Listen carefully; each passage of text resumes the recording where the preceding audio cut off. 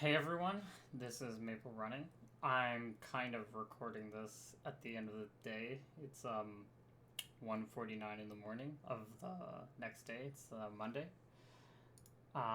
Just gonna go over this week. So, as you notice, well, one, my energy's not that high just because I'm a bit tired. Um, been doing things all night long. Um, but I guess I kind of just wanted to talk about. I don't want to call setbacks, but training plan not going the exact way you wanted to.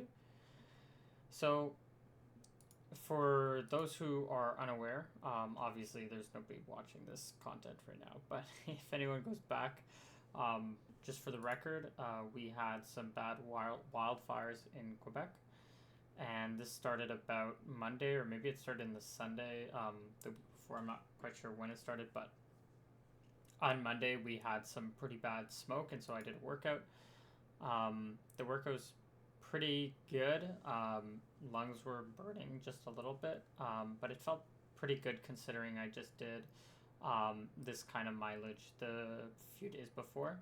So we had a 1, 2, 3. So we had 5 days in a row of work. So if we add these five together, this is about 86, 87 kilometers. So a little bit higher than technically this week. So in 5 days, 87 kilometers is a pretty decent average. It's not the best, but it's not the worst. The air quality was just, and I probably needed a day off Tuesday, so I was going to take the day off. But the air quality was so bad on Wednesday that I took that day off too. The health warning was just terrible, so didn't want to risk anything. By Thursday, everything was cleared up, so I went for medium long run. That was pretty good. I was having bad sleep all week long, and not even like the weird thing is like I would go to bed at like a reasonable, like not too late, like enough for me to wake up in the morning, but I just ended up waking like a few hours before I set my alarm to. My body was just waking itself up. Maybe it's because I was like stressed or something, which is very likely, but I was just getting poor quality sleep. And so on this Friday, I I ended up getting only 4 hours of sleep, and I was too tired to go for a run. I had my mom's retirement thing in the evening, and so I was planning on maybe just trying to do a nap, but I didn't even get a nap in. Um, and then I graduated on Saturday, so I didn't run Friday, mostly because I was just too tired. Couldn't pull myself together for that. And then Saturday, after I graduated, I went for a run. I had a knee problem flare up. Maybe I should write that in my notes. Just a small note. Insert note. Knee issue flared up towards the end. Okay. And then by this point, knee is good. And then for today, I went for a slightly shorter run, because I was thinking that once I got to like around 20 kilometers or 21 kilometers, that's when my knee really started to flare up. And it was really starting to hurt by the 25th kilometer. I was 1 kilometer short of my home. And so I ended up walking home, because I didn't want to make it any worse.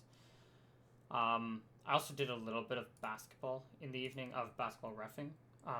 So a little bit more activity. And I biked there and I biked back. So that's probably about like 40 minutes of biking.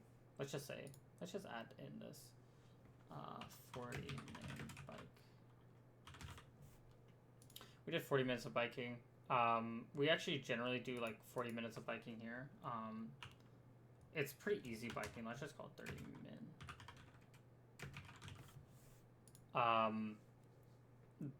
Yeah, so this isn't too bad. And then, yeah, so we took it pretty easy today. I was actually going to double today, but then I was just considering, I kind of just got carried away, so I didn't end up doubling today. Next week, we're going to try to have a full good week. So that's the plan. And, yep, didn't have a workout, graduated. Woo! Got my, finished my undergrad. I'm still going back to university. I'm doing my master's at U Ottawa. I have 2 years of eligibility and I have 2 years of my master's, so that's what I'm planning on doing. That's when I'm gonna hopefully break my 830 goal this summer, or not this summer, this next winter. So disappointing week a little bit, but there are some good things to look at. We can look at this good 5-day stretch. These runs are becoming actually really comfortable. If we look at my heart rate, I actually like the Garmin. Here, let me do this on another tab so that I don't. Garmin Connect. 1 second. I'm just putting this in for posterity. If you don't really care about this, I'm pretty much done with this video. Activities. Let's do like the 21.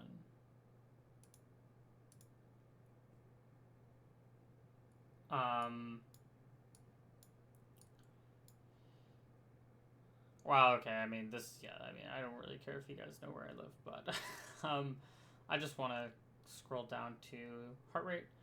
So, going pretty easy, stopped just a few times, and yeah, this is where, like, the knee stuff started to get bad, so I stopped, like, a few times. These are mostly, I think, for, like, stoplights or something. I'm not entirely sure. Where did I stop here? Oh, there's like a water fountain right here, that's why. There's a water fountain here. There was a water fountain right here. And I went to pee right here. But yeah, so pace pretty much 5 minutes per kilometer. Pretty easy. But the heart rate was... Can I see in zones? Does it not show the zones? Heart rate. Average zone 2.6. Time in zone. Here we go. So, a little bit aerobic. Remember, the high point is like 150. So, we're at the bottom of this zone 3. Don't think it's technically zone 3. I think this is technically zone 2. This is the weird thing. I think this is technically zone 1. This is zone 2. This is zone 3. And then this is zone 4/zone 5. I think. Maybe I'm just wrong. I'm not too sure. But anyways, most of this in the easy zone. It is actually almost impossible for me to be in zone 1. I get into zone 1 when I'm like walking. Like, right, well, not when I'm walking. I'm closer to 90 when I'm walking, but like, if I'm like walking, like if I'm doing like 7 minutes per kilometer, like that's when we're at like this zone 1, which is a little bit too slow for me. So this is pretty good pace, pretty good everything. We're actually feeling really fit already. Yeah, so that's pretty much all I want to say. Thank you for watching. And stay tuned. All right, well, peace.